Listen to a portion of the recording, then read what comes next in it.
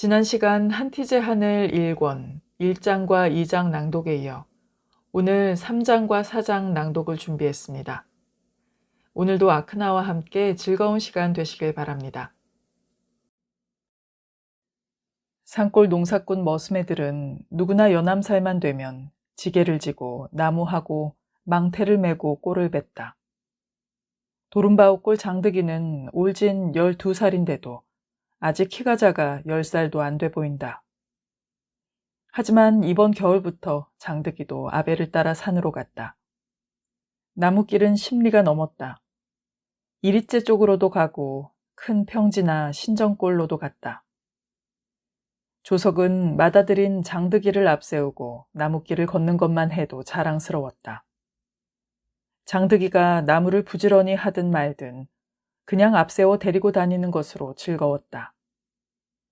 작은 지게 위에 어설프게 제 손으로 모은 나뭇가지를 얹어 지고 가는 것도 귀여웠고 아베 흉내를 내어 한 자닥 한 자닥 나무를 모으는 모습도 대견스러웠다. 10리길이 훨씬 넘는 나무길을 하루 한 번씩 조석 부자는 겨울 동안 오르내렸다. 가랑비에도 옷이 젖는다고 장득이가 작은 지게에 날라온 나무도 제법 살림의 보탬이 되었다. 분들레는 요즘악 좋은 일이 많이 생겨 절로 신바람이 났다. 지난 여름 아들 하나 낳고 베네소를 키워 얻은 송아지가 무럭무럭 자라고 있다. 그보다도 분들레의 가장 기쁜 일은 먹뱅이서 머슴살이를 하는 동생 기태를 장가들이게 된 것이다.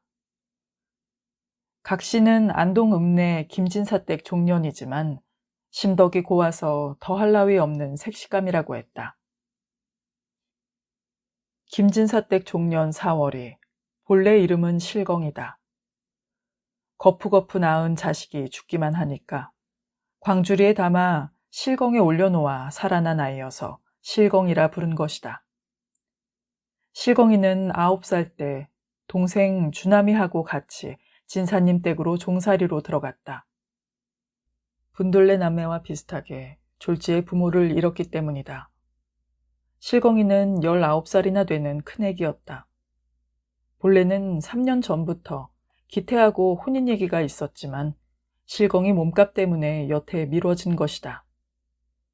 지난 가보년에 종문서가 모두 없어졌지만 사삿집끼리 법을 무시하고 종은 그대로 사기도 하고 팔기도 했다. 실경이 몸값은 상평통보 엽전으로 허리 반이었다. 허리 반이란 엽전을 꿰는 길이가 장정 허리로 한 바퀴 반이 되어야 한다는 것이다. 분들레는 이 엽전 길이를 채우면서 얼마나 울었는지 모른다. 그놈의 진사벼슬이 뭔데 사람을 종으로 사고 파노? 김진사? 어느 쪽에 진사였는지도 모르면서 안죽도 진사님이가. 아이고 우리 곁에 10년 머슴살이 세경돈을 몽땅 바치라니. 새도 부리는 양반대야말로 도둑놈이지 도둑놈. 그러나 조석이 오줌분지에 담가뒀던 닭껍질을 쇠죽솥에 삶아서 촘촘하게 꼰 노끈으로 그동안 단지 안에 모아뒀던 엽전을 정성껏 꿰었다. 분들레는 그 엽전 꿰미만큼 길게 무명으로 전대를 만들었다. 첫 닭이 울자 조석은 처남인 기태를 앞세워 길을 떠났다. 기태의 키는 조석의 머리 상투가 겨우 어깨에 닿을 만큼 껑충했다. 그 기태의 허리에 감긴 엽전이 제법 묵직했지만 발걸음은 훨훨 날아갈 듯 가벼웠다. 한티제 꼭대배기에 오르자 동산에서 해가 솟아올랐다. 둘은 마루턱에 앉아 콩고물에 묻힌 조밥 덩어리를 꺼내어 아침 요기를 했다. 조석은 목이 맥혀 잘 넘어가지 않는데 기태는 꿀꺽꿀꺽 잘도 먹어대었다. 김진사 댁에 닿은 건 아침 진지상을 금방 치운 다음이었다. 둘은 행랑채 앞에서 서 있고 집사가 다가와 기태 허리에서 풀어낸 전대꾸러미만 받아 사랑채로 갔다. 다리가 뻗정다리가 될 듯이 꽤 오랜 시간이 지나서야 깜둥치마에 옥색 저고리를 어설프게 입은 실경이 나타났다. 나이 좀 들어 보이는 정지어매가 따라 나오고 눈에 물기를 가득 먹은 소년이 따라 나왔다. 주남아, 누구야 가거든 얼른 돈 모아가지고 네 대불로 올 꿈에 좀에만 참아래. 실경이는 주남이 손을 잡고 흐느껴 온다.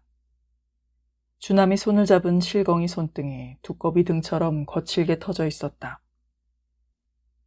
16살의 소년 주남이는 매형이 될 남자를 물끄러미 쳐다봤다. 약간은 원망스러워하면서도 이제부터 누나의 보호자이자 한 식구가 된다는 믿어움이 어린 눈빛이었다. 이 남자는 누나의 남편이자 누나를 종의 몸에서 풀어준 고마운 은인이기도 했다. 남매가 이별하는 시간은 조금 길어졌다. 실경이는 10년 동안 종살이를 해온 진사님 댁을 뒤로하고 기태와 조석의 뒤를 따라 걸음을 재촉했다. 주남이가 낙동강 나루터까지 따라왔다. 나룻배를 타면서 실경이는 자꾸 울고 거푸거푸 뒤를 돌아봤다. 주남이는 용하게도 그냥 서서 바라보기만 했다. 산의 대장부여서 참고 있는지 주남은 고맙게 더는 울지 않았다. 한티제를 오르는 좁은 골짜기 비탈길을 오르면서 산자락이 가리워지자 뒤를 돌아봐도 주남이 모습은 볼 수 없었다. 잿마루에 올라가 실경이는 한 번 더 뒤를 돌아보고는 모든 걸 뒤로 남겨두고 종종 걸음으로 고갯길을 내려갔다. 이렇게 해서 실경이는 새로운 인생길을 걷게 된 것이다. 10년 전 어린 주남이의 손을 잡고 걸어오던 이 길을 주남이만 버려두고 서방이 된 기태를 따라가는 것이 목구멍까지 죄스러움이 차오르는 듯했다. 10년 전 9살 나이로 16살이 된 주남이와 걷던 길이다. 주남이는 걸으면서 질금질금 울었다. 주남이는 주저앉아 더 이상 걸으려 하지 않아 애를 먹었다. 같이 데리고 가던 국시골 아재도 연신 혀를 차며 안쓰러워했다. 주남이가 주저앉아 울던 곳이 저기쯤이고 오줌 누던 곳은 여기쯤이고 실경이는 새록새록 그때를 되살리며 자꾸 흘러내리는 눈물을 손등으로 닦았다. 그때는 이 길에 푸른 새싹이 돋아나고 꽃이 피어 있었다. 길서프로는 냉이꽃과 말똥굴레가 피고 산자락으로는 이밥꽃과 아그베꽃이 피었다. 솜다리꽃도 피고 애기똥풀도 피고 양지꽃도 제비꽃도 폈다. 한티제를 오를 땐 실경이도 기운이 없어 몇 번이고 주저앉고 싶었다. 식은땀이 흐르고 다리가 떨리고 유난히도 푸근했던 햇살이 눈앞을 어지럽혔다. 국시골 아재는 이자 다 와간다. 좀에만 참으래. 좀에만. 그러면서 주남이 등을 두들겨주고 실경이 어깨를 쓸어줬었다. 실경이는 눈물을 글썽이고 몹시 헐떡거리며 고갯길을 걸었고 잿마루에 올라 산구비를 돌자 하얀 모래밭이 바다처럼 펼쳐진 강퍼덕이 보이고 건너편 산 아래로 길게 넓게 읍내 집들이 보이자 실경이는 두렵고 떨려서 가슴이 콩콩 뛰었었다. 그렇게 진사님 댁 종살이로 들어가던 날이 어제 같은데 덕택에 보리밥 조밥이지만 굶지 않고 헌옷가지를 걸쳐도 헐벗지 않았고 때로는 일이 고달팠지만 주남이와 한 지붕 아래 살고 있는 것만 해도 고마웠었다. 아베오메를 먼 저승나라로 먼저 떠나보낸 실경이 남매는 그렇게 함께 살 수 있었던 것만도 다행이었다. 실경이는 뒤를 돌아봤다. 한티제 저 너머에 주남이는 지금쯤 혼자 떨어져서 어떻게 하고 있을까? 16살이나 되는 청년이니까 이젠 혼자서 꿋꿋이 견디며 살겠지. 도름바오골에 닿은 건 행기봉 산 꼭대기로 해가 너울거리며 넘어갈 즈음이었다. 동네 안악들이 몰려와 기웃거리며 실경이 구경을 하느라 법석을 떨었다. 한쪽 다리 부러진 데를 칡으로 칭칭 묶은 평상을 놓고 댄잎 솔잎을 꽂고 물을 한 그릇 얹어 혼례식을 올렸다. 족두리도 없이 사모관대도 없이 신랑각시 맞절을 2번 한 것으로 혼례는 금방 끝나고 모여든 아낙네들에게 국수 한 그릇씩 대접을 했다. 분들레는 그만큼 체면치레를 할 줄 알았다. 아이들은 모두 안방으로 몰아놓고 건넌방을 비웠다. 기태와 실경이 내외는 거기서 첫날 밤을 지내고 이튿날 먹뱅이로 떠났다. 머슴살이하는 황부자네 문간방으로 또다시 남의 집살이를 떠나는 것이다. 하지만 팔려가는 종살이가 아니라 세경을 받고 약속한 기한이 차면 마음대로 떠날 수도 있다. 실경이는 부지런히 엽전을 모았다. 신우 형님 분들레가 가르쳐준 대로 바가지 두구미를 벽장 구석에 놓고 생기는 대로 집어넣었다. 그다지 똑똑하지 못한 실경이는 솜씨도 꼼꼼하지 않아 그냥 남의 집 허드렛 일을 거들어주고 다듬이질도 했다. 2해가 되어 두구미가 반 넘어 채워졌다. 그리고 나서 큰 사달이 일어나 각은방 머슴들이 반란을 일으킨 것이다. 을사년에 조선이 일본국에 넘어가자 신돌석 장군을 따라 삼남지방은 또 한 번 돌개바람이 일어난 것이다. 죽은 녹두 장군이 다시 살아났다고 백성들은 들뜬 마음이었다.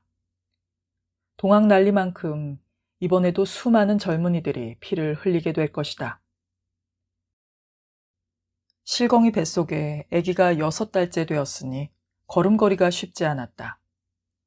그런 몸으로 실경이는 기태하고 백리길을 걸어 읍내 진사님 댁에 갔다. 이태 동안 자나깨나 보고 싶던 주나미를 데리러 간 것이다. 하지만 주나미는 없었다.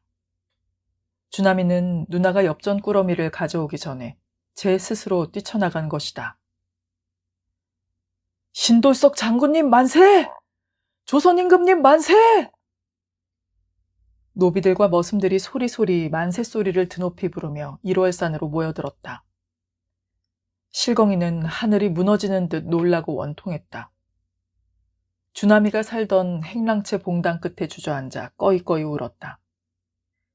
진사님 댁 체면 때문에 소리내어 통곡은 못하고 눈물 콧물이 범벅이 되도록 울었다. 정지엄의 살금댁이 실경이를 달래었다. 뭐게나 실경이 군뱅이도 밟으면 끔찍이는데 주님이 이적제 참은 것도 용해서 그랬네. 주님인 지 혼자서 훨훨 날아갔으니 대견코 대견체. 정재엄에 주남이 살아 돌아올시겨. 그래. 살라고 날아갔는데 살아서 오지 그럼 죽어오겠나. 내서 주남이 없이 어에 사니겨. 그 불쌍한 동상 죽이고 나는 못 사니도. 안 죽는다. 절대로 안 죽는다. 어서 일나서 박서방 데리고 안으로 들어가 요기 좀 하고 돌아가야지. 정지엄애가 차려준 점심을 얻어먹고 기태 내외는 가져갔던 엽전 꾸러미를 도로 가지고 읍내를 떠났다. 정지엄애하고 행랑아베는 아까운 돈 도로 가져가게 되어 다행이라고 했고 가서 기다리면 주남이 꼭 살아 돌아올 기라고 달래주었다. 실경이는 봄에 딸을 낳았다. 눈이 동그랗게 까무잡잡한 예쁜 아기였다. 도rum바우꼴 월쾌가 되는 분들레가 산바라지를 해줬다. 천지가 뒤흔들리고 난리가 나도 세상에는 아기가 끊임없이 태어났다. 조선의 골짝골짝마다 이렇게 태어나는 아기 때문에 모질게 슬픈 일을 겪으면서도 조선은 망하지 않았다. 그 아기들은 자라서 어매가 되고 아베가 되고 할배, 할매가 되었다. 참꽃이랑 산 앵두꽃이 피어나는 들길로 그 애들이 손잡고 노래 부르고 있었다. 새야 새야 파랑새야 녹디밭에 앉지 마라. 녹디꽃이 으러지마 청포장사 울고 가고 묵장사는 웃고 간다. 장득이는 15살이 되면서 아베 조석이 뒤를 따라다니는 건 그만두고 또래 머슴애들과 어울려 나무하러 다녔다. 자그만 몸집인데도 웬일인지 장득이는 나무찜이 컸다. 분들레는 그것만 가지고도 맏아들 장득이가 대견스럽고 가슴이 뿌듯했다. 그해 늦은 봄날, 산밭골 개울뚝으로 쌀버들이 연두빛으로 살랑거릴 때 최서방네 귀돌이가 11살의 나이로 방아실 강씨 호래비네 집으로 민며느리로 갔다. 호래비 강씨네 맏아들 달수는 13살이었다. 온 산밭골이 울었다.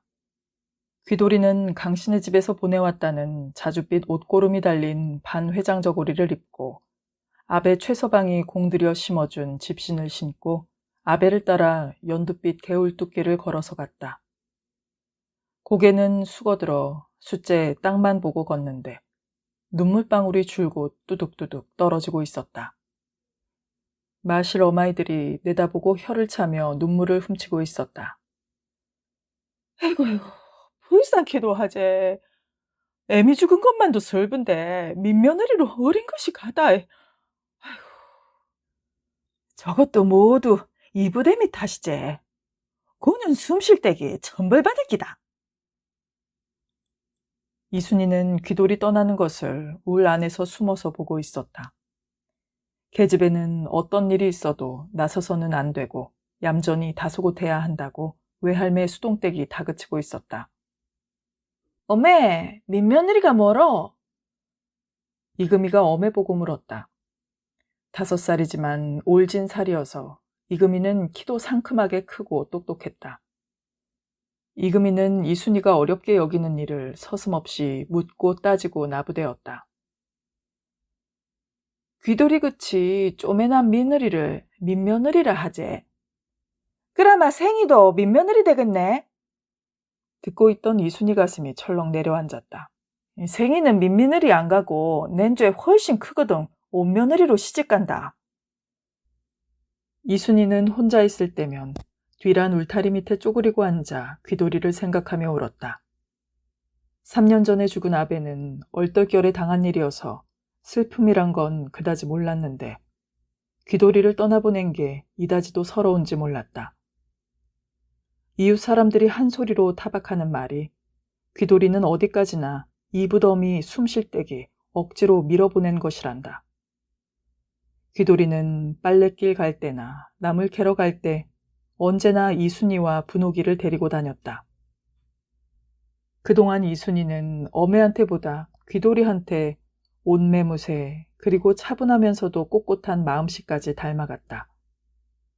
9살까지 3년은 어른들의 30년만큼이나 소중한 세월이었다. 들나물, 산나물을 캐러 가고 하나하나 나물 이름도 배웠다. 귀돌아, 이건 먹고. 조바리, 이건 먹고. 벌구두디기, 이건. 그나생이, 요건. 장깨나물. 들나물 이름도 갖가지였다. 나랑나물, 사랑나물, 칼나물, 콧다대기, 돌조구, 쓴바귀, 달랭이, 고들빼기. 산나물은 높은 산에 갈수록 향내가 아리도록 코를 찔렀다. 참취, 곰취, 참뚜까리, 개뚜까리, 개미취, 미역취, 가지취, 바디취, 꿩졸라기, 꼬치대, 고수대, 민마늘, 기름나물, 삼나물, 치똥아리, 종발나물, 젓가락나물, 등어리나물, 잔대나물, 산미나리. 귀돌이와 오르내리던 앞산 뒷산 골짜기가 온통 허전하게 비어버린 것 같았다. 이순이는 생각했다. 난 낸죄 누구한테 시집 갈꼬.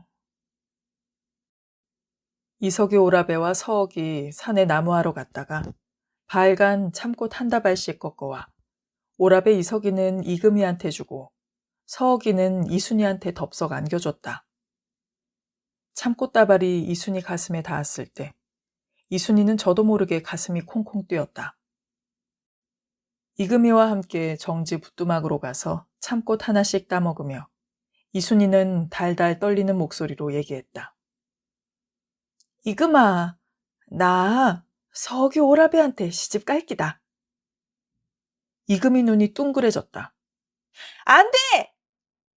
이금희는 소리 지르며 동시에 서기가 준 언니 가슴에 참꽃 꽃다발을 낚은 채 훌쩍 태질해버린다. 왜 이러노, 이금아? 서기 오라베한테 내가 시집 갈 기다! 그러면서 이금희는 달려들어 이순이 얼굴을 손톱으로 앙칼지게 핥히었다. 졸지에 당한 일이어서 이순이는 피할 사이도 없었다. 핥힌 얼굴에 피가 줄줄 흘러내리자 이순이는 얼굴을 감싸며 울음을 터뜨렸다. 묵은 콩잎 한 동치를 삶아 샘가에서 빨아 자배기에 담아 이고 들어오던 정원이 놀라서 자배기를 봉당 끝에 내려놓고 달려갔다. 그새 이금희는 어디론지 내빼고 없었다. 정원은 이순이 얼굴을 닦아 핥힌 터에다 참기름을 발랐다. 피는 이내 멎고 그리고 상처도 며칠 안가 아물었지만 꼭 한 군데 왼쪽 볼에 오이씨만한 흉터가 남아버렸다. 이금희는 이렇게 삼남매 중에서도 별난애였다. 눈, 코, 입이 또렷하게 깜찍했던 만큼 속가지도 그렇게 다부지고 개살스러웠다. 오라베 이석은 생전 화를 내지 않는 희뜩하게 생긴 얼굴만큼 마음씨가 좋았다. 중간치인 이순이는 그냥 생김새도 술술했고 마음도 묻어냈다. 그날 밤 외할매 수동댁한테 이금희는 호되게 꾸지람을 들었다. 쌀이 회초리로 종아리도 맞았다. 그러나 수동댁은 귀엽고 불쌍한 외손녀를 모질게 때리지는 못하고 맨살 종아리를 비켜 아래쪽 버선목에다 매질을 하는 것이었다. 그랬는데도 이금희는 집이 떠나가라고 소리내어 울어대었다. 보고 있던 이순이가 할매한테 매달렸다. 할매, 고만 때려. 이금희 불쌍타. 할매. 이순이는 괜히 저 때문에 이금희가 야단 맞는 것 같아서 미안해지는 거였다. 닭똥 같은 눈물을 흘리며 한사코 할매 손을 붙잡고 매달렸다. 요년, 다시는 생이나 채 손톱으로 안 해비뜨지? 이금희는 머리를 크게 끄덕였다. 하지만 이금희는 며칠 안가 다시 기가 살아나고 제 세상인 양 까불며 다녔다. 외아제 봉원에 불룩 튀어나온 등 위로 올라가 목마를 타기도 하고 올라탄 채 상투머리를 잡고 흔들기도 했다. 자식이 없는 봉원이는 그런 이금희가 마냥 달라붙어 꼬대기는 꼴이 귀엽기만 했다. 이금희는 외아짐의 채숙이한테도 얼음서름 없이 지분되었다. 위아줌매는 왜 생전에 말도 안 하는 거야? 채숙이는 이금희 말뜻을 알아들었는지 빙그레 웃기만 한다. 말 한번 해봐. 이순이가 황급히 이금희 팔을 잡아 끌고 갔다. 이금아, 위아줌맨 귀가 안 들리는 거 니도 알지? 귀가 왜 안 들리노? 저렇게 귀가 양짝에 있는데도. 있어도 안 들리는다. 아침에 불상치도 않나 니는? 귀가 안 들리마 입도 맥히나? 이금희는 일부러 그러는지 억지 소리를 해댔다. 그런 외숙모 채숙이가 딱 한 번 큰 소리를 지른 적이 있었다. 참꽃이 지고 철쭉꽃이 필 즈음이면 을에 보릿고개가 찾아온다. 조선 강산엔 보릿고개로 굶주리는 백성이 일에 치이고 병들어 죽어가기도 했다. 배가 고픈 건 산바골 사람들도 마찬가지였다. 수동댁 주막 손님도 줄어들고 그래서 식구들은 모두 산으로 갔다. 꼽추 봉원이가 절구꽁이만한 칡뿌리를 캐가지고 오다가 쓰러져 피를 토한 건 그렇게 갑작스런 일도 아니었다. 봉원이는 올해 봄이 되면서 기운이 없었다. 한낮이 지나면 오슬오슬 춥고 열이 났다. 꼭 우직하거나 미련스러워 그랬던 건 아니다. 봉원이는 아프다는 내색을 하지 않고 몸에 한기가 들면 혼자 양지 쪽에 쪼그리고 앉아 추위가 가시어질 때까지 기다렸다. 밤중에 식은땀이 흘러도 아침엔 별일 없었던 것처럼 일어났다. 이날도 배고픈 조카들에게 칡뿌리라도 캐다 먹이려고 봉원이는 아픈 몸을 이끌고 산으로 간 것이다. 허리배가 짜부러지고 꼽추 등에 잘 맞도록 지게 등태를 왕골 쪽으로 두껍게 엮어달았지만 지게는 마냥 곤드랍고 백이었다.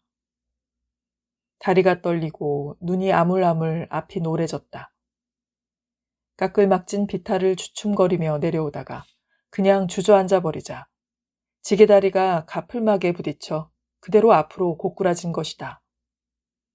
그러면서 앞가슴이 짓눌리며 목구멍으로 피가 쏟아져 나왔다. 먼 데서 그걸 본 마실 사람들이 들쳐업고 집으로 왔다. 이때부터 봉원이는 어두컴컴한 방 안에서 보름 동안을 쪼그리고 누워 있었다. 수동댁은 먹이던 개를 잡아 고고 뒷란에 꽃이 한창 피어나는 버선 꽃나무를 캐어 감주를 만들었다. 봉원이는 이것도 저것도 마다하고 아침 저녁 미음만 조금씩 마시다가 결국 숨을 거두었다. 겨우 35 나이였다. 채숙은 밤낮 가리지 않고 남편 시차 앞에 머리를 푼 채 짐승이 울부짖듯 큰 소리로 울었다. 태어나서 이렇게 소리를 지르기는 처음이었다. 집안 사람들도 이웃 사람들도 그 소리를 듣는 것이 두렵기까지 했다. 수동댁은 입을 꽉 다문 채 아들의 장례가 끝날 때까지 거의 말을 하지 않았다. 사무제를 치르고 나서는 주막문을 닫아 잠갔다. 수동댁은 정원이를 불러 단 둘이 마주 앉았다. 장롱 안에 때가 꺼멓게 찌든 무명 주머니를 꺼내어 딸 앞에 밀어놓는다. 어메, 왜 이러니껴? 애미야, 이건 네가 간수하고 있거라. 난 어디 좀 댕기올구마. 어디 갈라고 이러니껴? 내가 참 죄가 많은갑제. 아들 자식 다 죽이고 사위 자식 거정 잡아먹은 년이잖나. 무슨 말을 그리 하네. 아니다. 월케형 살뜰히 봐주고 아들 굶기지 말고 죽이라도 배불리 먹도록 해줘라. 오매 없으마. 어째 내 혼자 다 감당하라는 거? 네, 한 보름 동안만 바람 쐬고 올구마. 들판은 보리가시랭이가 까실까실 익어가고 있었다. 수동댁은 되도록 한짝진 길을 걸었다. 제일 먼저 아무도 없는 깊은 산중에 들어가 퍼질러 앉아 대성통곡부터 했다. 봉원아, 이놈아 봉원아, 이 못된 놈아. 애미 두고 자식이 먼저 가는 법이 어디 있다드노 이놈아. 수동댁은 목이 쉬어 소리가 안 나도록 울었다. 그리고는 길을 걷고 걸었다. 산을 넘고 강을 건너 동쪽으로 갔다. 집신이 닳아 떨어지면 뉘 집이든 들어가 짚을 한 단 얻어 앉은 자리에서 물에 축여 손수 삼아 신었다. 허드렛일을 거들어주고 한 끼씩 요기를 하고 밤이면 구석자리 방을 빌어 잠을 잤다. 청송, 진보, 영덕을 지나 울진 바닷가까지 갔다. 한 보름 나다니다 돌아가겠다고 했는데 한 달이 지나고 2달이 지났다. 바닷가에서 덕장에 고기 말리는 일도 거들고 엉클어진 그물을 사려주기도 하고 갯가에서 틀레로 바닷말을 비틀어 뽑아주기도 했다. 온갖 허드렛일을 하면서 가슴을 내는 슬픔을 씻어내었다. 말린 고기와 미역과 파래, 진저리를 한 보따리씩 얻어이고 고향집에 돌아간 것은 선들바람이 불어오는 9월이었다. 정원은 갑자기 불쑥 나타난 어매를 보자 잠시 멍하게 바라보다가 그만 어린애처럼 껴안고 울음을 터뜨렸다. 시상에도 어매는 너무했네. 나는 어매가 평생 안 오는 줄 알고 그동안 얼마나 마음고생을 했는지 모른다네. 벙어리 채숙은 온 팔을 휘저으며 반가운 신용을 했다. 셋 과부는 한동안 인생의 삶이 어떤 것인지 곱씹으며 만난 기쁨을 나누었다. 이금희는 밤늦도록 할매 품에 안겨 그동안 있었던 일을 하나하나 들려줬다. 서욱이 오라베네 개새끼 9마리 낳았제. 까만 거 1마리 우리 준다고 했다. 내가 달라카이 준다 했다.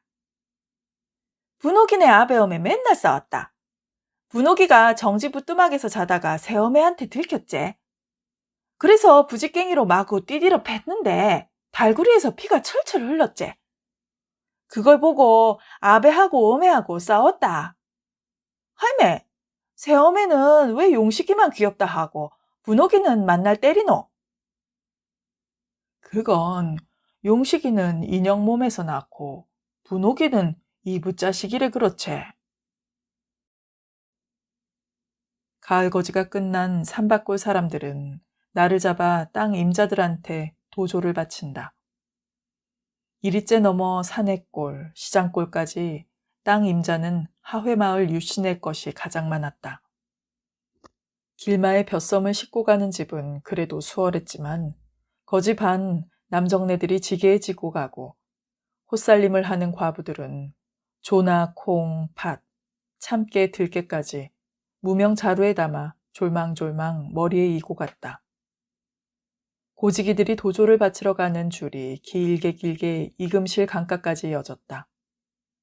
산바골에서 하회마을까지는 지름길로도 50리가 넘었다. 서어기와 이석이도 어매를 따라 지게에 서숙, 조자루를 2말씩 지고 갔다. 고개를 2개나 넘어 이금실 강나루까지 닿은 건 반나절이 훨씬 넘었다. 나루터엔 짐꾼들로 북닥판이 되어 있었다. 여느 날은 한 척만이 오가던 나룻배가 오늘은 5척이나 되었다. 삿대를 잡은 나루치도 모두 힘께나 쓰는 장정들이었다. 한참을 기다린 다음 차례가 되어 강을 건넜다. 마실 앞에서 서어기네와 이석이네는 따로따로 헤어져 각자 지주들의 소슬대문으로 들어가 곳간 앞에서 짐을 내렸다. 집사라는 구시라치가 곳간 앞에서 고지기들이 가지고 온 곡식을 꼼꼼히 살피고 수량과 이름을 적었다. 이날 집에 돌아온 서억은 몸이 지쳤는데도 좀 채 잠이 안 왔다. 곁에 함께 있는 옆집 이석이한테 무언가 하고 싶은 얘기가 많은데 입이 열리지 않았다. 어가, 잠이 안 오나? 이석이 먼저 눈치라도 챈 것처럼 물었다. 서가, 난 집에 있고 싶지 않다. 어디 먼데 훨훨 가고 싶으다. 어디 가고 싶나? 나가서 어떻게 사는데? 그냥 가고 싶다는 마음이지. 어디로 가는 것까지는 아직 모른다. 네가 가면 너 어메 혼자 어쩌지? 차라리 어메가 없었으면 좋겠다. 아베는 왜 어메 혼자 두고 집 나가서 죽었을까? 좋은 세상 만든다고 그랬지. 무단히 죽었나? 너 아벤 사람 노릇한 거지. 어디 허투루 그리 했겠나? 누가 그걸 모르나? 아베는 목숨까지 바쳐 죽었는데도 세상은 하나도 좋아지지 않았는걸. 두 소녀는 벌써 세상과 인생에 대한 생각을 할 만큼 자란 것일까. 서억은 아직도 아베 길수가 묻혀있는 1월산이라는 곳에 한 번도 가보지 못했다. 해마다 아흐레 사이를 두고 아베와 할배 제사만 모셔왔을 뿐이다. 이석이네도 역시 3년 전에 두고 온 수능 가래실 아베 무덤에 한 번 찾아가지 못했다. 어쨌든 둘은 힘든 세상에 태어나 남이 모르는 고통을 안고 어린 시절을 살아가기가 어찌 버겁지 않겠는가. 늦은 가을밤 소슬바람이 불고 이따금 먼 곳에서 부엉이 울음소리가 들렸다. 부엉이 소리가 들리는 이번 가을밤을 방아실 귀돌이도 늦게까지 잠들지 못했다. 벌써 집을 두고 헤어져 온 지 반년이 지났다. 귀돌이는 하루 한시도 평생 분홍이를 잊어버리지 않았다. 분홍이는 어찌 살꼬. 새어매한테 구박받고 두드리 맞을 것이겠제. 밥은 굶지 않을까?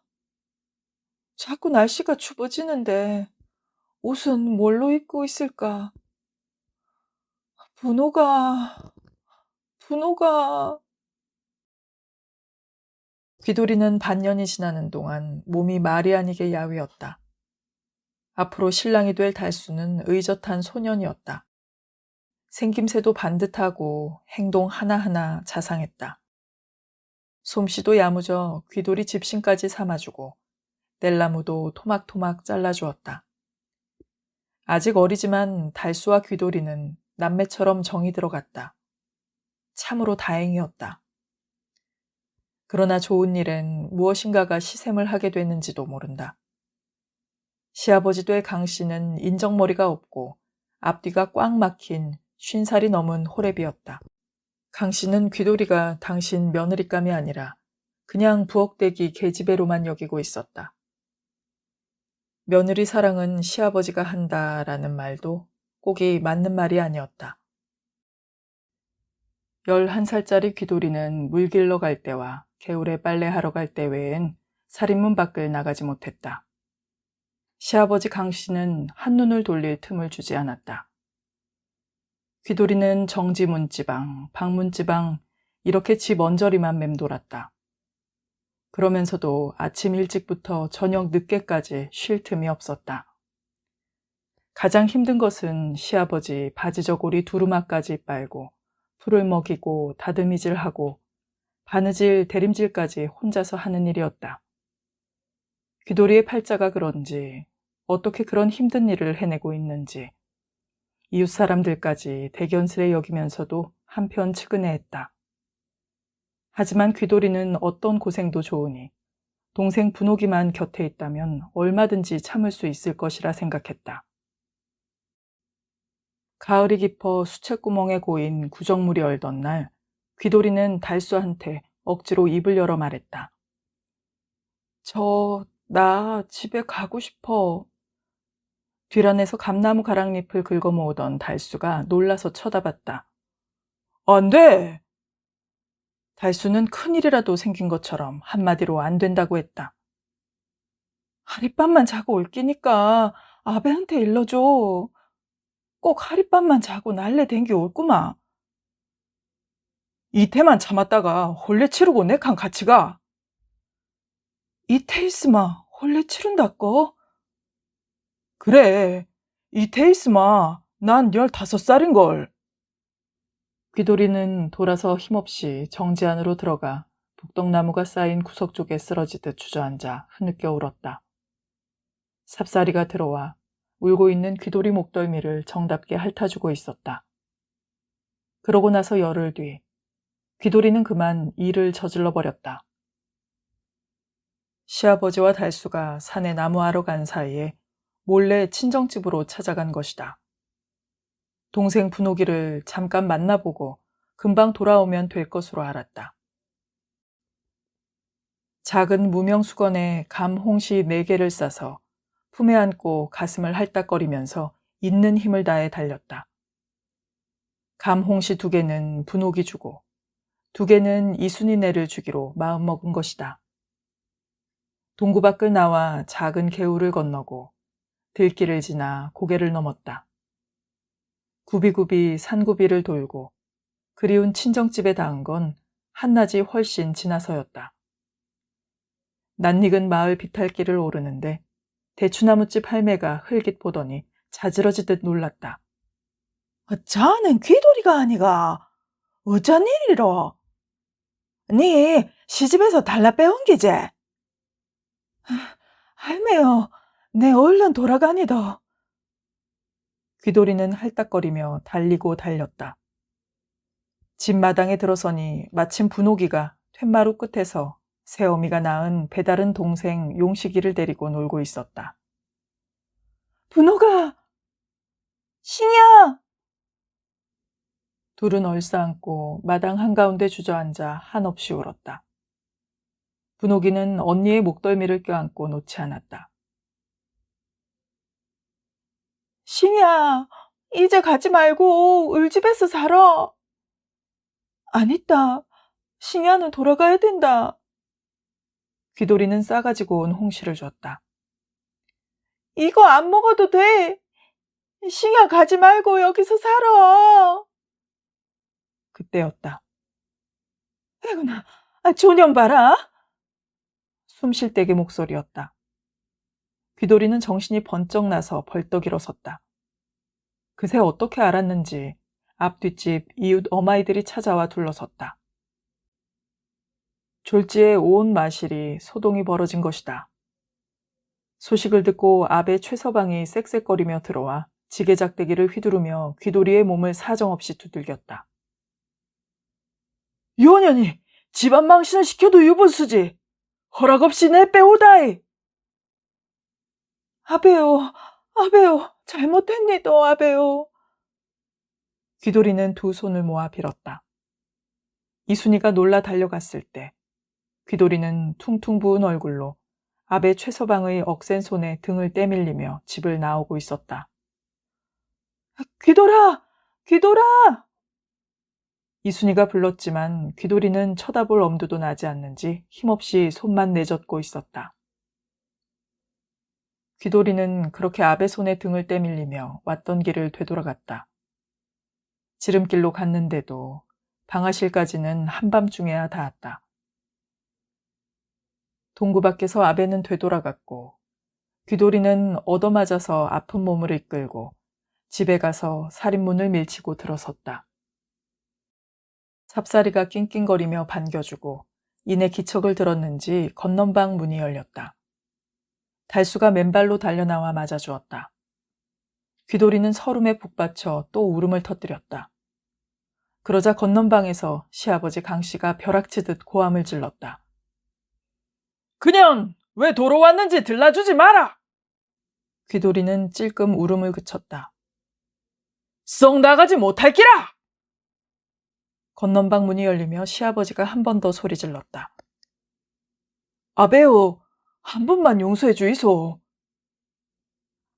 달수가 귀돌이 대신 그렇게 빌었지만 강씨는 마당으로 나와 친아비 최서방이 그랬듯이 똑같이 지게작대기를 찾아들고 귀돌이를 살인문 밖으로 내몰았다. 강씨는 살인문을 닫아버리고 달수를 데리고 방으로 들어갔다.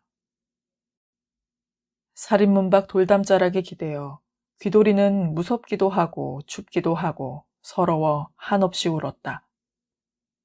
어느 때쯤인지 달수가 나와 살며시 귀돌이 손을 잡고 안방으로 데리고 가 이불을 깔아주고는 건너갔다. 귀돌이는 그대로 쓰러져 울다가 어느새 잠이 들었다.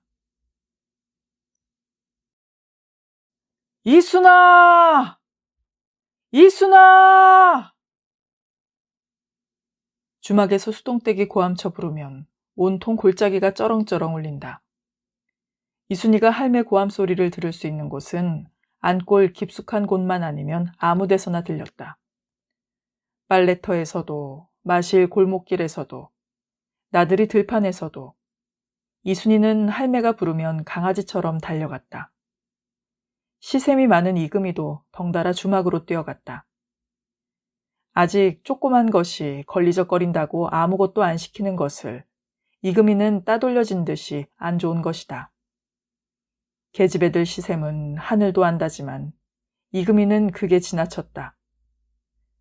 할매는 오목한 뚝배기에 부글부글 끓는 게장국을 떠담고 작은 너버지로 뚜껑을 덮고 그걸 다시 족자리가 붙은 옹배기에 담아 머리에 얹어준다.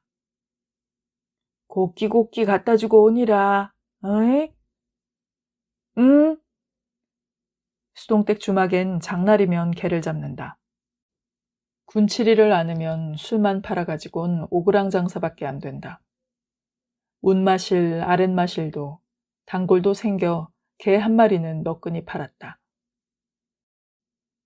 벌써 이순이는 게장국 심부름에 이력이 났다. 잔걸음으로 패낙해 가면 이금이는 괜히 숨가쁘게 뒤따라간다.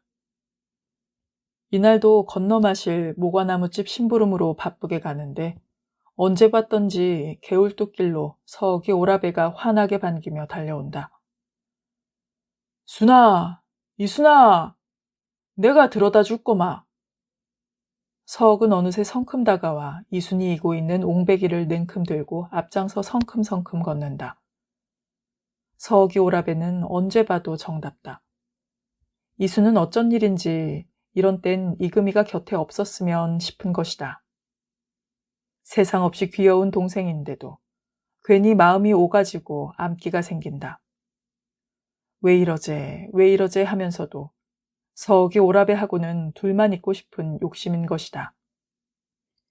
이금희는 이런 언니 마음을 아는지 일부러 앞질러 가서 서욱이 겨드랑이 밑으로 바짝 붙어서 간다. 개울 돌다리를 건너고 보리밭 뚝길로 두 계집애들은 종종 걸음으로 따라갔다.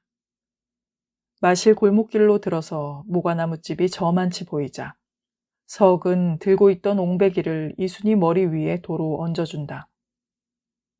자, 이제 갖다 주고 온나.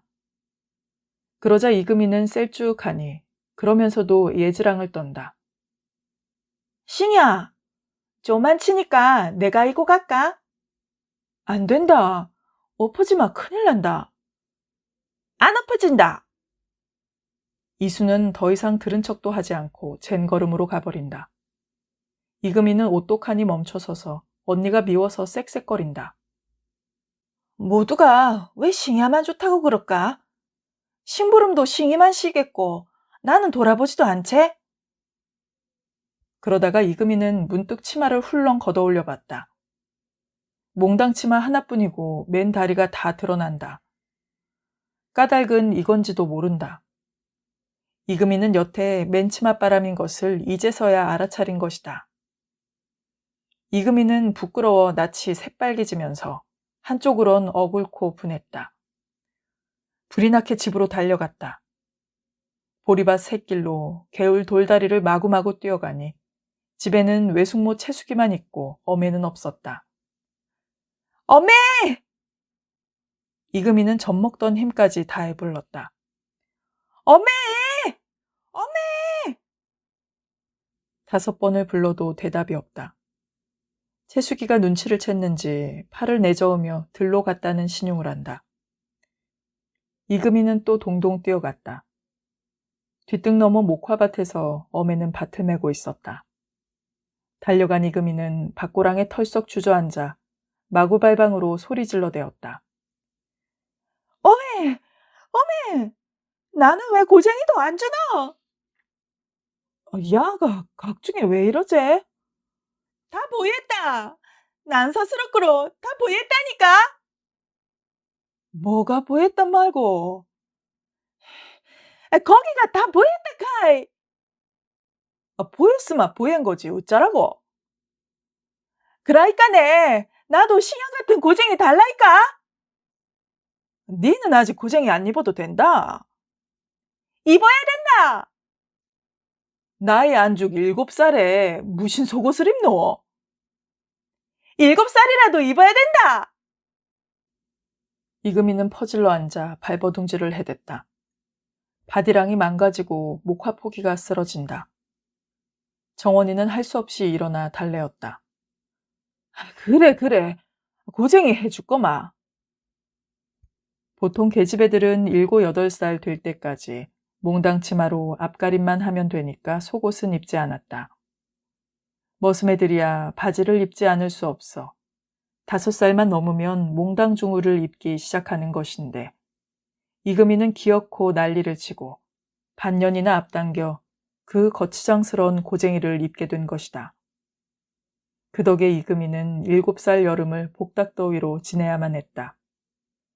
고쟁이를 입었는데도 서억이 오라배는 여전히 언니한테만 마음을 쓰고 있었다. 이금희는 이렇게 세상은 제 마음대로 아무거나 다 되는 것이 아니라는 걸 조금씩 알게 되었다. 그리고 그 세상은 기쁜 일보다는 슬픈 일이, 좋은 일보다는 나쁜 일이 더 많다는 것도 알았다. 외숙모 채숙이가 애비도 모르는 아기를 낳고 우리들의 희망이었던 신돌석 장군이 죽은 무신년은 참으로 답답한 한 해였다. 벙어리 채숙이가 애비도 없는 아기를 뵌 것을 알고부터 골짜기 안악들은 암까마귀 숫까마귀 없이 회술래질로 재미나게 떠들어대었다. 정원이는 처음 올케 언니가 월경도 없이 두어 달 그냥 지나는 걸 별로 마음 쓰지 않았다. 빨랫감을 늘상 같이 하다 보니 숨길 것 없이 예산일로 알고 지냈는데 그게 3번, 4번 건너뛰면서 뭔가 수상쩍어 유심히 살피게 되었다. 설마 했는데 채숙이는 배가 불러왔고 나날이 겁에 질린 듯 불안해했다. 정원이는 수동댁한테 조용히 일렀다. 어메, 월케가 아무래도 이상타. 뭐이 이상트노? 벌써 5달째 서답이 없대. 그게 뭔 소리로? 수동댁은 가슴 밑이 떨그럭 소리나는 듯 했다. 어메, 자시 봐라. 배가 엄청 불렀제? 수동댁은 마당에서 빨래를 널고 있는 며느리를 봤다. 앞치마 둘른 허리가 이전의 채숙이와 다르게 부져 있고 모가지가 껄대 같다. 수동댁은 하늘이 내려앉는 듯한 절망 때문에 한동안 넋나간 듯 앞이 캄캄했다. 사흘 동안 내쳐 그랬다. 죽은 남편 생각, 아들 생각, 그리고 오랜 과부살이로 고달팠던 신세 한탄도 했다. 왜 이런 일이 닥치는가고 하늘 보고 원망도 하고 푸념도 했다. 지독히도 험살궂은 팔자라고 칼을 물고 죽어버리고도 싶었다. 그러나 며느리 채숙이가 그러는 시어머니 눈치를 보고 뒤란 구석에 돌아앉아 울고 있는 것을 보자 수동댁은 모든 잡된 생각을 쓸어버릴 수 있었다. 울고 있는 채숙을 쓸어안았다. 아가, 괜찮다. 오지 마라. 과부가 얼라났는 게 뭐 죄가 되노? 우지 마라, 아가. 우지 마라. 듣지도 못하는 며느리한테 하는 말이라기보다 인혁 마음을 인혁이 달래주고 있는 것이었다. 이렇게 채숙은 새 과부만 사는 집에 애비 없는 아들을 낳은 것이다. 수동댁은 일부러 웬 새끼를 길게 꼬아 숫덩이와 빨간 고추를 듬성듬성 꿰어 살인문을 가로질러 높디 높게 금줄을 걸었다. 금줄은 새 일해가 지날 때까지 당당하게, 아주 당당하게 걸려 있었다. 수동댁 모녀는 벙어리 채숙의 산바라지를 극진히 했다. 장날마다 잡던 개도 잡지 않고 부정탈 일은 아무것도 하지 않으려 했다. 채숙과 아기는 건강하고 아기는 어마이와는 다르게 귀가 밝고 울음소리가 우렁찼다. 마실 안악들은 모이기만 하면 채숙이 험담으로 한껏 재미지게 쑥덕거렸다. 아바이는 떠돌이 소금 장사라 카더라. 아니다. 맞들서 온 소장사라 카더라. 옆편 애들은 보지도 못한 헛소리를 지어내어 온갖 것을 다 갖다 붙이며 지레짐작으로 떠들어대었다. 안사람들이 이런 허튼 소리를 들떼놓고 떠들고 있는 사이 남정네들은 다른 일로 사랑방들이 시끄러웠다. 서옥이네 아베 길수에 14번째 기제사를 지낸 뒤 서옥은 건너집 이석이한테 속마음을 털어놓았다. 이석아, 우리 아베 무덤자리 찾아가는데 니도 따라가 줄래? 너 아베 산소가 어디 있다 했지? 1월산 골짜기에 묻혀 있단다. 1월산이마 아주 먼데잖나. 암만 멀어도 이틀이만 갔다 올 수 있을 기다. 네가 꼭 가고 싶으마 따라가 줄꼬마. 고맙다 서가. 어매한테 아주 어렵게 그 말을 전했을 때 복남이는 별로 놀라지 않았다. 너 아베도 여태 기다리고 있었을 기다. 복남이는 장롱 속에 감춰뒀던 14해 전 그 명주 수건을 꺼내었다. 누렇게 바래어진 자투리 수건은 너무도 막연한 그림이 흐릿한 먹물로 그려져 있었다. 두 그루 소나무가 우뚝 서 있는 골짜기 한역에 동그란 묘자리 표시가 그려져 있었지만 그게 어느 골짜기인지도 알 수 없었다. 다만 두 그루 큰 소나무만이라도 앞에 길수의 묘자리를 여태 그대로 고스란히 지켜주고 있었으면 싶은 바람이다. 세상은 얼마나 살벌한지 신돌석 장군의 죽음으로도 알 수 있었다. 신장군을 죽인 이는 다른 사람이 아닌 외사촌 되는 한 집안 사람이다. 외사촌인지 고종사촌인지 하는 작자가 토벌대들이 내다건 상금에 눈이 어두워 피를 나눈 형제를 죽인 것이다. 토벌대한테 쫓겨 숨어 들어온 장군을 안심시키며 술을 먹여 잠들게 한 뒤 도끼로 목을 잘랐다니 얼마나 끔찍한 일인가. 떠도는 소문에는 신장군님은 도끼로 목을 뱉는데도 그 목이 공중 높이 솟아올랐다가 도로 제자리에 내려와 감쪽같이 붙어버렸다고 한다. 그렇게 다시 살아난 신장군은 자기 목을 자른 사촌을 너그럽게 용서하고 어디론가 사라졌다. 신장군은 사람이 아니라 영험을 지닌 도인이기 때문에 절대 죽지 않고 만백성을 구하기 위해 다시 나타날 것이라고 했다. 사람들은 그렇게 믿고 있었다. 죽은 사람을 살리는 것은 민심이다. 이날 밤 이석은 잠자리에서 가래실 아베 생각을 했다. 이참에 서옥이와 함께 거기까지 갔다 올까 하고 생각했다. 하지만 가래실은 너무 멀다.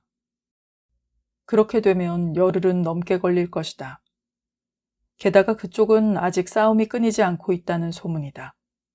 가래실까지 가는 것은 버거운 일이다. 결국 두 소녀는 1월산 서억이 앞의 무덤까지만 찾아가기로 했다. 태어나서 처음 서억은 아베 무덤을 찾아가게 된 것이다.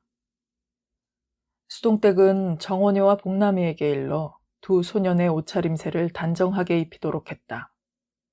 구질구질한 행색으로 가면 도리어 위태로울 것 같았기 때문이다. 다행히 소년들은 설빔으로 입었던 무명바지 저고리 그리고 새 무명으로 만든 쪽빛 두루마까지 차려입었다. 신발은 왕골 속을 섞어 삼은 미투리였지만 발목에 맨 데님은 자줏빛 공단이었다.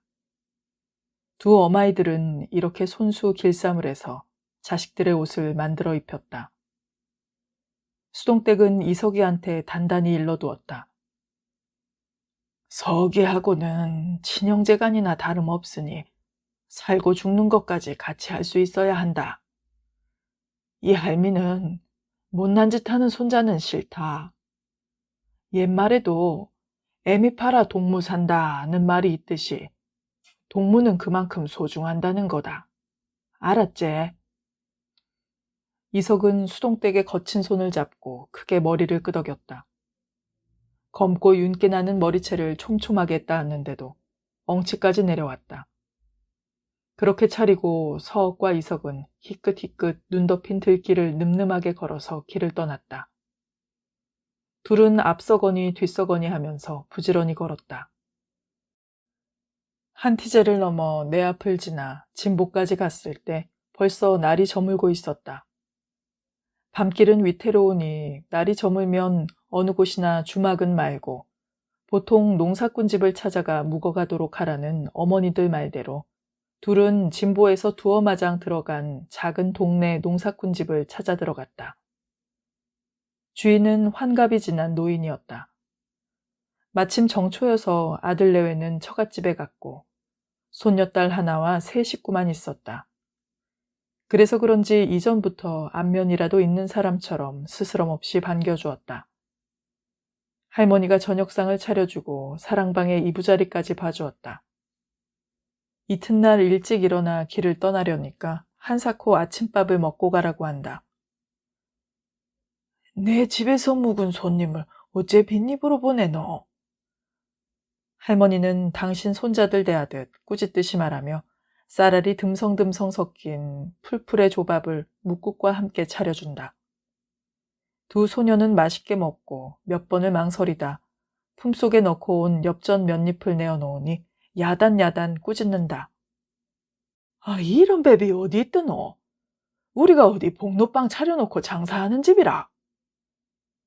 할 수 없이 엽전을 도로 넣고 나오니 혹시 돌아오다 날이 저물거든 어려보 말고 들어오니라. 그러신다. 둘은 인사를 하고 서둘러 길을 재촉했다. 1월산은 먼 데서 바라보니 하얀 눈으로 덮인 우람한 바위덩어리 같았다.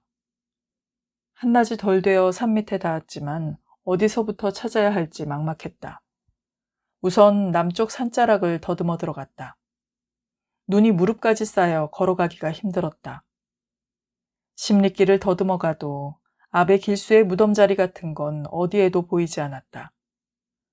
아름드리 소나무는 한없이 우거져 어느 게 그 소나무인지 알 길이 없다. 서옥이 갑자기 걸음을 멈추었다. 이서가, 그만 돌아가자. 왜? 안죽도 골짜기는 반도 못 살폈잖아. 아니다. 난 처음부터 아베 산소를 꼭 찾겠다고 온 게 아니다. 그러면 뭐 때문에 여기까지 왔지? 우리 이 1월산 전부가 우리 아베 무덤이라 여기고 인사를 드리자. 두 소녀는 눈 위에 나란히 미투리를 벗고 엎드려 공손히 절을 했다. 서옥은 아베 길수한테만이 아니라 이 산 골짜기마다 피 흘리며 죽어간 모든 아베들한테 큰 절을 올리는 마음으로 절을 했다. 두 번째 절을 하며 엎드렸을 때 서옥은 그만 눈 위에 얼굴을 박으며 울음을 터뜨렸다. 울면서 죽은 아베한테 그동안 하고 싶던 말을 줄줄이 쏟아놓았다. 아베요, 아베요. 나는 아베 얼굴이 어떻게 생겼는지도 모르니더. 할배도 뒤따라 그렇게 세상 뜨시고 어매하고 내하고 여지껏 고생고생 살았니더. 우리 어매 혼자 고생하면서 날 이만치나 키워줬니더. 그런데 아베요, 나는 인지부터 어예스마 좋을리껴. 인생살이야 아무 뜻도 없이 이렇게 그저 살아도 되는지, 아니면 나도 아베처럼 뭔가 할 일이 있을 것 같은데 지금은 어찌해야 좋을지 몰라서 괴로우이더. 아베요, 아베요. 서우가 그만 춥다 일나거라. 이석이 어깨를 잡고 흔들었다. 서옥은 정신이 들어 일어나면서 이석의 허리를 한아름 껴안았다. 갑자기 이석의 눈에도 눈물이 흐르기 시작했다. 두 소녀는 그렇게 또 한참을 눈 덮인 1월산 골짜기에서 서로 부둥켜 안고 울었다. 골짜기에서 내려오니 벌써 또 날이 저물고 있었다. 둘은 부지런히 걸어 밤이 이슥해질 때야 어젯밤 묵었던 그 노인 댁에 다시 찾아갔다. 노인은 여전히 반갑게 맞아주었다. 밤이 깊었는데도 할머니는 저녁상을 차려다 주었다. 상을 받아 맛있게 먹었다. 저녁상을 물리고 나자 노인은 둘을 이윽히 바라보며 조용히 물었다. 자네들 혹시 무슨 사연이 있어서 1월산에 갔다 온 것 아닌가? 둘은 얼른 대답을 못하고 서로 얼굴을 마주 바라보았다. 그러다가 서옥이 조심스레 아베 얘기를 노인에게 들려드렸다. 그랬구먼. 어제 저녁 진짜 입하고 했더라마. 내가 같이 가줄 낀데. 어쨌든 간에 둘이서 잘 댕겨왔으니 됐구마. 하지만 앞으로는 조심해야 되니라. 무단히 산중에 들어가지 말게나. 자네들은 안적 앞날이 말리 끝은 인생이니 부디 조심해야 하니라. 사흘 만에 집으로 돌아가니 복남이는 눈이 퉁퉁 붓도록 울고 있었다. 서가, 서가, 네 없이는 나는 못 살 거니 제발 니는 집 나가지 말아다고. 이 어매는 니만 보고 이적제 힘들지만 살았잖나. 어매, 잘못했네. 어제 돌아온다는 게 그만 저물어 못 왔지.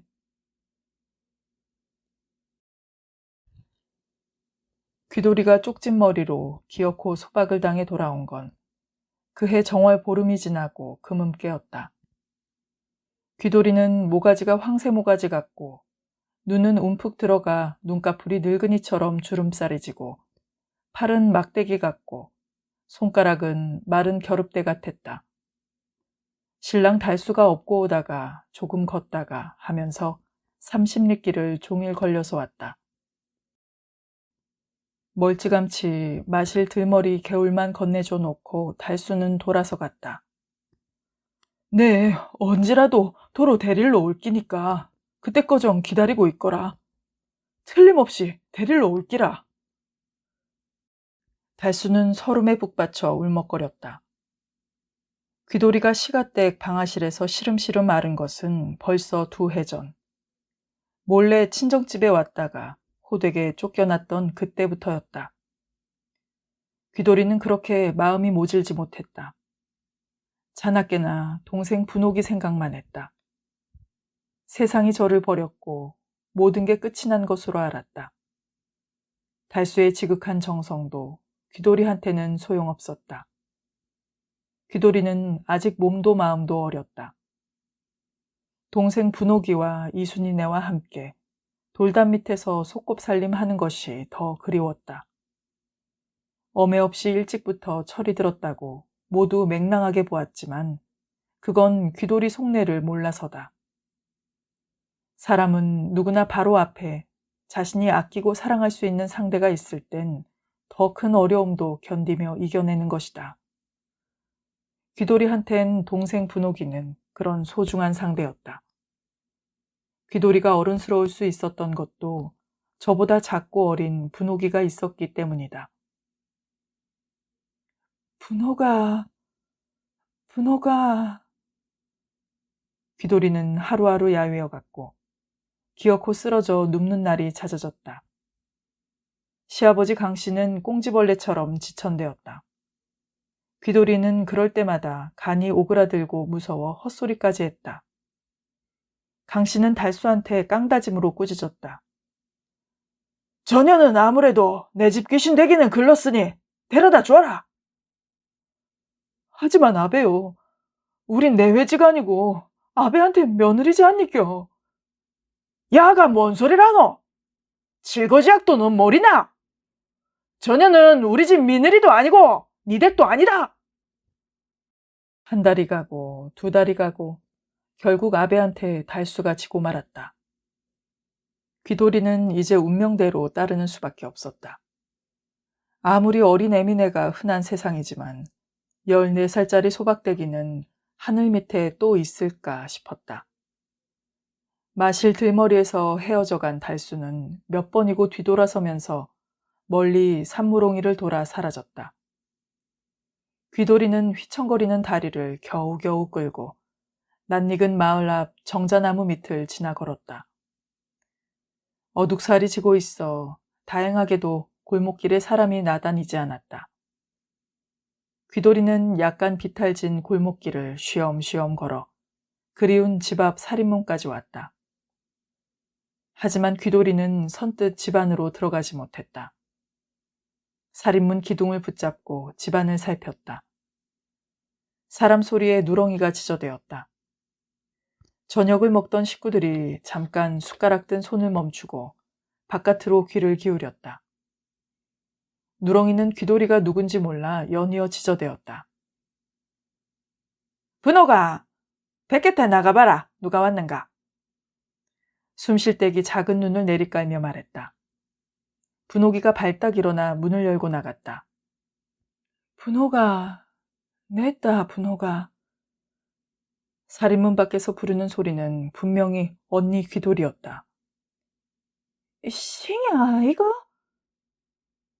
분호가. 귀돌이는 더 버티고 서 있지 못하고 그 자리에 털썩 주저앉는다.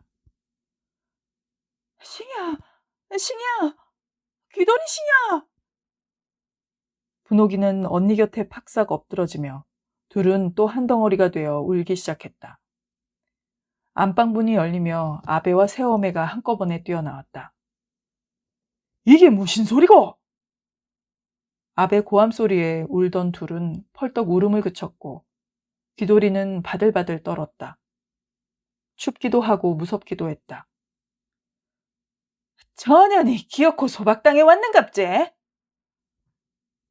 숨쉴때기 매섭고 차가운 목소리로 지청구지를 했다. 숨쉴때은 예전에 인혁이 17 나이에 소박당했던 일을 기억하고 귀돌이 지금 어떤 곡절로 절이 되었는지 얼른 알아챈 것이다. 못된 시어미 밑에 구박받던 며느리가 더 못된 시어머니가 된다 했던가. 숨쉴때은 그렇게 독한 여자가 되어 인혁이 당했던 대로 귀돌이를 살인문 앞에서 내쫓았다. 분옥에 썩 못 들어오나? 그라고 용식아베는 삽장문 닫아 걸어부숴. 안사람이 돛대같이 강하면 사내는 그만큼 순해지는지 최서방은 어릴 적엔 그토록 귀여워하던 딸 자식을 문 밖에다 버려둔 채 사립작을 매정하게 닫아버렸다. 새어매는 분옥이 손목을 잡아 끌고 아베까지 앞세워 안으로 들어가 버렸다. 귀돌이는 살인문 밖에서 바들바들 떨다가 조용히 일어났다. 어떻게 해야 할지 조금 망설이다가 할 수 없이 친한 동무 이순이한테 가기로 했다. 어두워진 길을 더듬어 찾아가니 온 식구가 자지러지게 놀란다. 아랫목에 이불을 펴고 우선 따뜻이 눕혀놓고 정원이는 귀돌이를 위해 좁쌀로 미음죽을 쑤었다. 귀돌이는 죽 한 그릇을 먹고 따뜻한 이불 속에서 잠이 들었다. 수동댁이 최서방네를 찾아가 나무라고 달래도 보았지만 숨쉴때은 끝까지 쌀쌀 맞았다. 한번 출가한 여식, 빌어도 시집으로 가서 빌어야지요. 친정에서 딸년 역성 들었다가 뒷감당을 어쩌려고요? 죽어도 딸 자식은 못 본 척하는 게 상책이시다. 귀돌이는 봄이 올 때까지 3달 동안 수동댁 주막에서 잔심부름을 하면서 지냈다. 동생 분옥이가 용식이와 대식이를 데리고 언니한테 놀러오면 그것만으로도 귀돌이는 행복했다. 숨쉴때은 분옥이가 동생을 데리고 주막에 놀러가는 것까지는 말리지 않고 내버려 두었다. 귀돌이는 차츰 생기가 돌고 두 볼에 토실토실 살이 올랐다. 그러나 세상 인심은 그렇지 않았다. 수동댁이 아예 귀돌이를 드난살이를 시키다가 갈보년을 만들 거라는 악담들이었다. 수동댁은 곰곰 생각하다가 결심을 했다. 귀돌이를 불러 조용히 일렀다. 귀돌아, 너도 언제까지 이러고 있을 수 없제? 제너머 늑마루골에 수더분한 영감이 있단다. 먹을 것도 따따분고 인심도 좋다니까 그리로 가도록 하자. 귀돌이는 가까스로 한마디 했다. 방아실 강서방이 나중에 데릴러 온다 켕니다, 할매요. 그건 강서방이 널 측은히 보고 그랬던 거지. 여자는 한번 소박당하면 다시 돌아갈 수 없다. 수동댁은 최서방을 불러다 이를 매듭지었다. 최서방도 늑마루골 장씨 호래비 사정은 대강 알고 있었다. 최서방보다 나이 5살이나 많은 중늙은이지만 머슴까지 두고 사는 형편이 괜찮은 집이라는 것도 소문으로 알았다. 딸만 둘을 키워 출가시켰더니 아들이 없어 되도록 나이 어린 후처를 찾고 있다니 귀돌이는 운이 좋은 건지도 몰랐다. 이렇게 해서 귀돌이는 4월 초파일 날 다시 후살이 시집을 갔다. 장씨 영감은 처갓집에다 어려운 보릿고개에 쌀 한 섬을 보내주었다. 숨쉴때의 입이 함지박만큼 벌어졌고 덕택의 분옥이도 햇보리가 날 때까지 쌀밥을 먹을 수 있었다. 그보다 분옥이가 좋았던 건 숨쉴댁 마음이 훨씬 부드러워진 것이다. 새어매는 영판 딴 사람이 된 듯이 보였다. 숨 쉴 때근 태어나면서 그동안 자기가 겪었던 온갖 아팠던 것, 서러웠던 것, 부끄러웠던 것, 나무새스러웠던 일을 귀돌이가 꼭같이 당함으로 한풀이가 된 것 같았다. 참으로 별나고 못된 인간의 마음이다. 분옥이 얼굴이 밝아지면서 이순이도 함께 밝아졌다. 계집아이들은 뻐꾸기가 귀청이 떠나가도록 시끄럽게 울어대는 참나무 숲으로 다니며 나무를 켰다. 이금희가 도른바웃골 장득이 이맛빼기에 차돌맹이를 던져 피를 흘리게 한 건 그 즈음이었다. 18살의 총각 나무꾼 장득이는 깎은 서방님처럼 얼굴이 새참았다. 키는 작았지만 다부진 어깨가 괜찮은 총각이었다. 그날은 장득이 나무찜 위에 노란 고사리 한 묶음이 달랑 얹어 있었다. 나무를 하면서 눈에 띄는 대로 꺾어 모은 고사리를 댕댕이로 한 단 꼭 묶어가지고 나무찜 위에 얹어지고 가던 것이었다.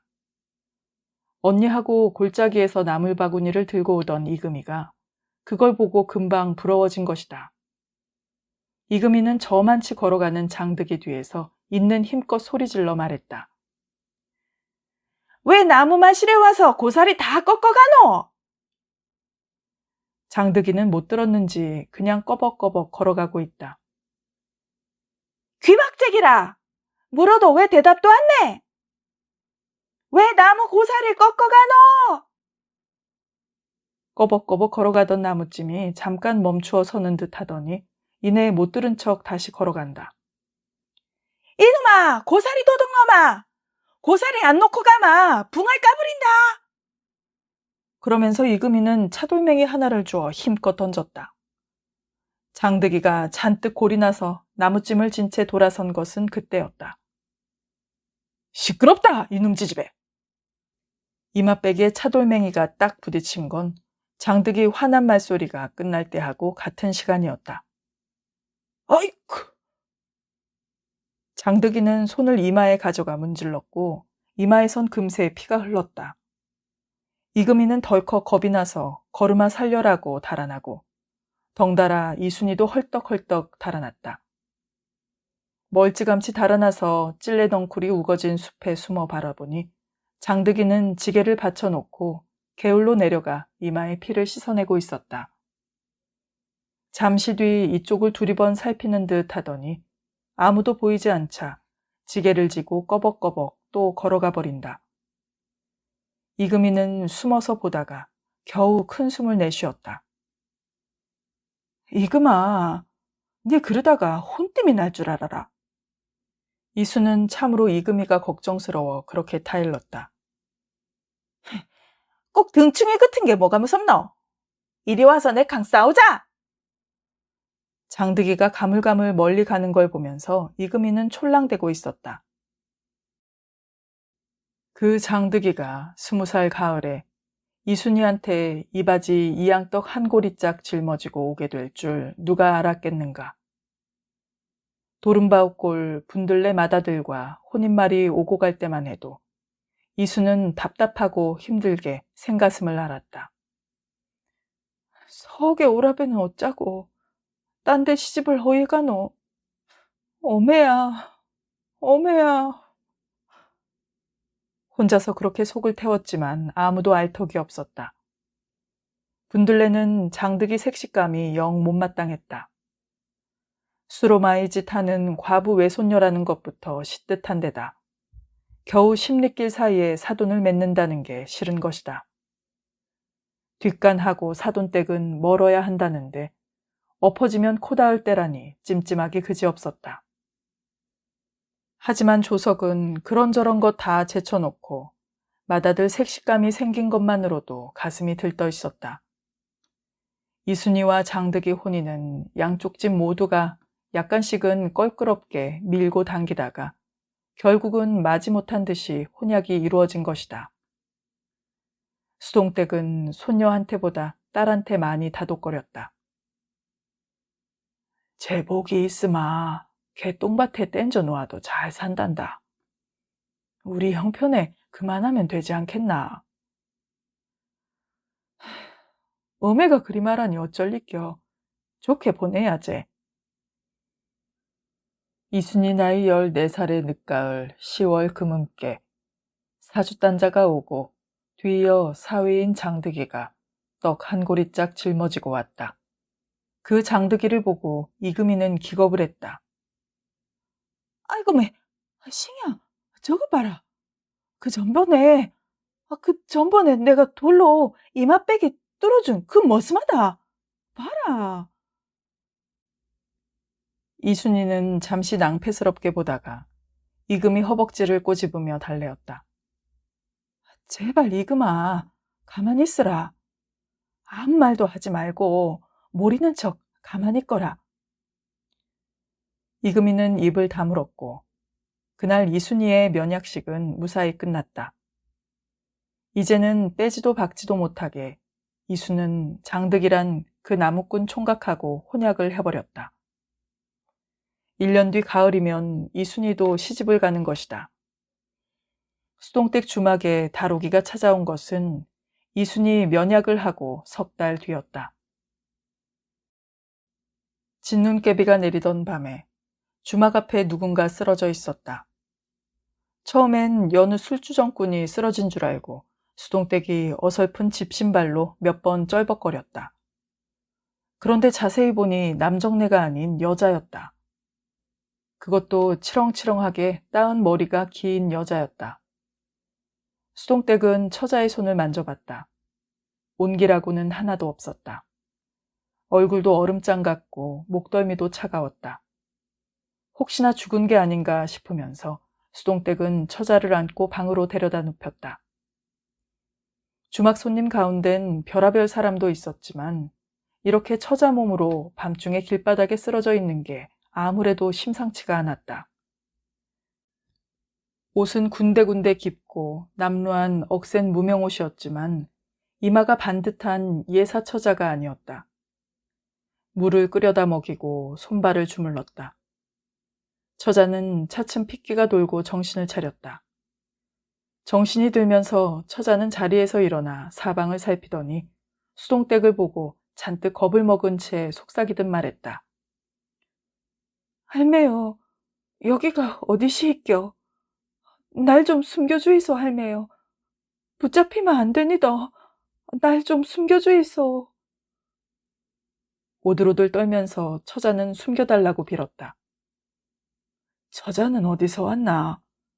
혹시 무슨 곡절이 있어서 숨어댕기는가? 할매요, 지는 달라 빼왔니더. 지는 도망쳐 나온 종년이시더. 수동댁 가슴소리가 바깥까지 들릴 만큼 두근대었다. 그렇담 여기 있어서는 안 되니 우리 집으로 가자. 수동댁은 처자를 일으켜 세워 눈길을 걸어 집으로 갔다. 구석방에다 들여놓고 식구들한테 절대로 입 밖에 내지 못하게 일렀다. 어려운 사람 도와주는 게 인간의 도리니께 잘 보살피줘라. 이렇게 해서 다로기는 수동댁 집에 숨어 살게 되었고 올해 18살이 된 늠름한 총각 이석과 끊을 수 없는 사이가 된 것이다. 이석이가 다로기를 본 것은 다음 날 아침이었다. 안방 구석에 다소곳이 앉아있는 낯선 처자를 처음 봤을 때 이석은 온몸이 자지러지는 듯한 기분이었다.